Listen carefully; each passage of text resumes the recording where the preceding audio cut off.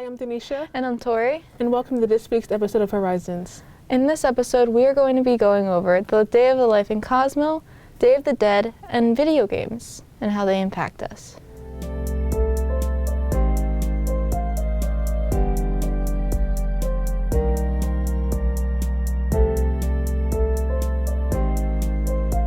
Do you think video games are harmful or helpful to teens? I don't know, but I know that I play them, and I don't think they're that harmful. Well, I don't have any opinion on them because I don't play them, but let's see what Dylan and Ethan have to say. Many adults believe that teenagers and children spend too much time on the TV, playing their video games. Let's take a look at a basic teenager's reaction to these negative claims on video games. Well, I don't think it really is any different if they were watching a violent TV show. I don't think taking violent video games away is going to magically solve everyone's problems. Do you believe it is harmful to the teenage mindset? It's about perspective, I guess. You can't really say it affects 100% of all teenagers or it doesn't affect all 100%. It's different. It probably does affect a certain type of people, but I can't say that it would probably be the majority of them. How do you feel about a limit on hours spent on video games? I think a parental limit is justified in a lot of cases, but the government, why would the government care enough? It's not that serious. How many hours do you spend on video games a day? When I'm not at school during the week, I'm usually playing video games. And that's pretty much all I do on the weekend. Does the time you spend on video games affect your grades? Well, I'm not on video games during school, so I wouldn't say it really does that much. How many hours of sleep do you get a day? 5. But I don't think that's because of video games. I think that's because I have to get up at 6 a.m. to go to school. So video games don't affect your sleep? No, I think no matter what, I would not be going to bed at 8 p.m. every night. I'm not doing, I could be playing, Chutes and Ladders or something, but I would still only get 5 hours of sleep. That has nothing to do with me playing video games. Wow, that was really interesting. I don't play video games and I still don't go to sleep at 8. And I do play video games, I just go to bed a little after 8.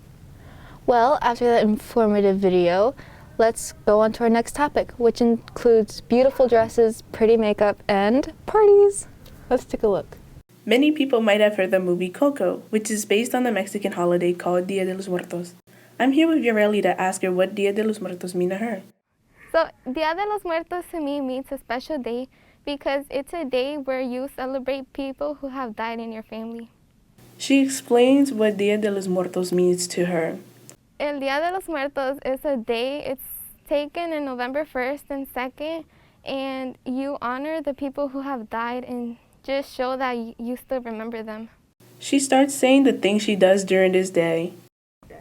Some things that I do that day is in my family. They put a altar and then they bring stuff that the people once loved, such as flowers or food. She begins to tell me what excites her about this day and begins to list out the foods they make.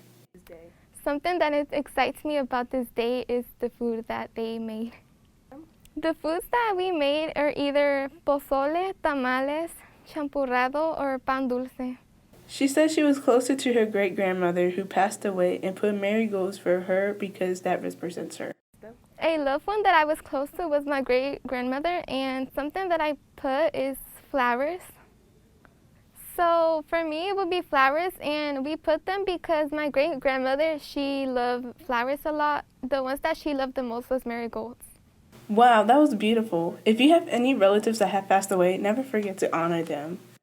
I've always thought the Day of the Dead was a beautiful holiday with beautiful traditions. I completely agree with you. It's such a beautiful holiday when it comes around, and it has such a deep meaning along with it. Now for our final topic deals with the life of Cosmo here at Del Castle. Del Castle is known for having different shops to choose from. Today we will be looking on cosmetology and seeing what they do in their shop. We put down our book bags and sit at our stations. Then we proceed to take out our packets and our textbooks or computer to look up the questions for a further test that we'll be taking that week. I decided to speak to Veronica, a senior in cosmetology, about what their day in Cosmo looks like. Us wearing our smocks, our black smocks, with our mannequins out, either hair cutting, blow drying, or possibly hair coloring. Each shop has tools that they use on a daily basis. Veronica tells us more about that. We use basically everything that comes in our kit.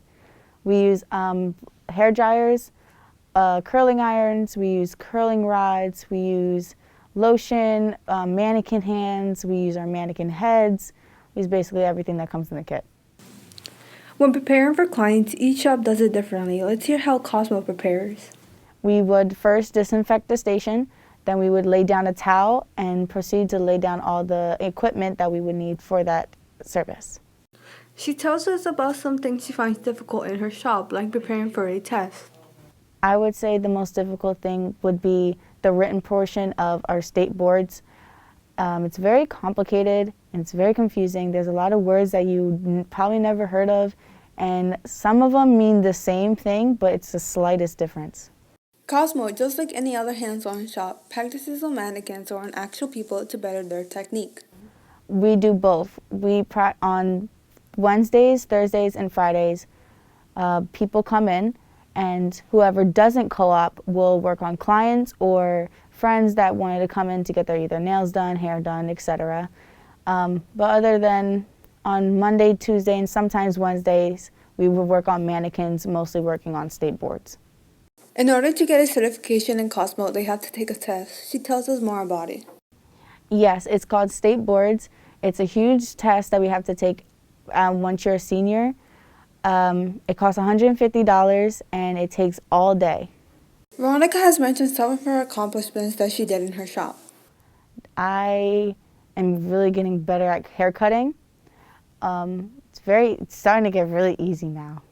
Most students that study in a VOTEC don't plan on going to college, but that's not the plan for Veronica. She tells us what her plans are after high school. Yes, I plan on working on my nail salon that I got hired to work at. It's for natural nails, so we'll be doing no acrylics, just either gels, manicures, pedicures, and just regular stuff. It looks like they have fun over there, but it also seems stressful and tedious. I have to agree with you there because, I mean, cutting and styling hair seems like a really difficult task, but it's also a great way to show your creativity. Mm-hmm. Well, that's all for today's episode of Horizons. You can tune in every Friday for new episodes. If you want your story featured, you can email Dr. April or Mr. Bressler in Schoology. Thank you for watching. Bye.